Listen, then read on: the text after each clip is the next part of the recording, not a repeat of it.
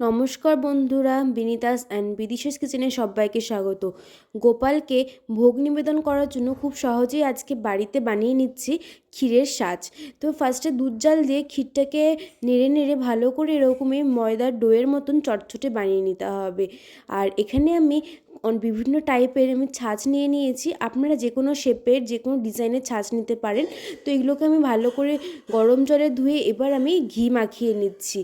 আর এই রকম করে বাচ্চাদেরকে দিলেও কিন্তু বাচ্চারা খেতে ভীষণ ভালোবাসবে। আর এরকমভাবে কিন্তু আপনারা যে কোনো নারকেলের নাড়ু বলুন, গুড়ের নাড়ু বা চিনির যে রস করা, সেটাও আপনারা এই ছাঁচের মধ্যে করতে পারবেন। এর ভোগের জন্য কিন্তু আমাদেরকে এখন আর ভোগের দোকানে যেতে হবে না। আমরা কিন্তু খুব সহজেই বাড়িতে এইভাবে ক্ষীর বানিয়ে এই ছাঁচের মধ্যে আমরা ছাঁচ বানিয়ে নিতে পারি, ক্ষীরের সাজ, নারকেলের সাজ, যে কোনো কিছুরই।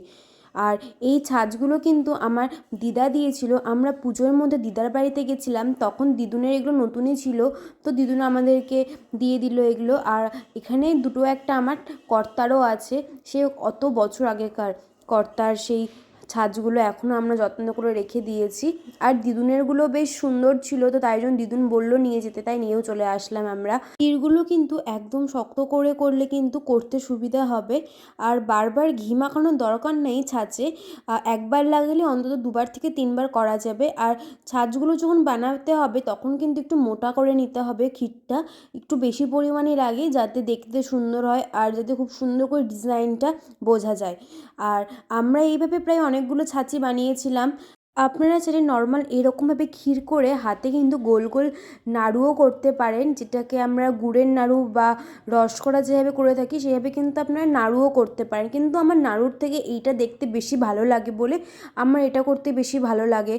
আর বাচ্চাদেরকে দিলে পিকুও খেতে খুব ভালোবাসে, আর ঠাকুরকে দিতেও খুব ভালো লাগে এরকমভাবে শেপ হিসেবে বানানো। কারণ আমরা যখন ভোগের দোকান থেকে সন্দেশ কিনতে যাই তখন কিন্তু বিভিন্ন টাইপের ফ্লাওয়ার শেপ, তারপর নর্মাল সন্দেশ, শঙ্খ এরকম থাকে। তো তাই জন্য আর কি বাড়িতেই একদম ঠাকুরের জন্য ভালোভাবে করার জন্য কিন্তু এইরকমভাবে আপনারা কিন্তু বাড়িতে বানাতেই পারেন। আমি একে একে সবগুলো ছাঁচে একটা একটা করে সন্দেশ বানিয়ে নিচ্ছি। দেখুন কত সুন্দর হচ্ছে।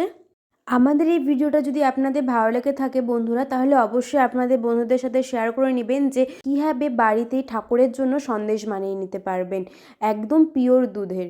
তো নতুন নতুন ভিডিও পেতে হলে আর নতুন নতুন রেসিপি শিখতে হলে কিন্তু অবশ্যই আমাদের চ্যানেলটা সাবস্ক্রাইব করে রাখতে হবে। পাশে থাকা বেল আইকনটা অবশ্যই ক্লিক করে রাখতে হবে, যাতে সব থেকে প্রথমে নোটিফিকেশানটা যাতে আপনাদের ফোনেই চলে যায়। আর বিভিন্ন ধরনের শর্টস কিন্তু আমাদের চ্যানেলে আমরা শেয়ার করে থাকি। খুব তাড়াতাড়ি আমাদের চ্যানেলে নতুন নতুন আরও কিছু সুন্দর সুন্দর ইউনিক রেসিপি আসতে চলেছে, তার জন্য কিন্তু অবশ্যই পাশে থাকতে হবেন।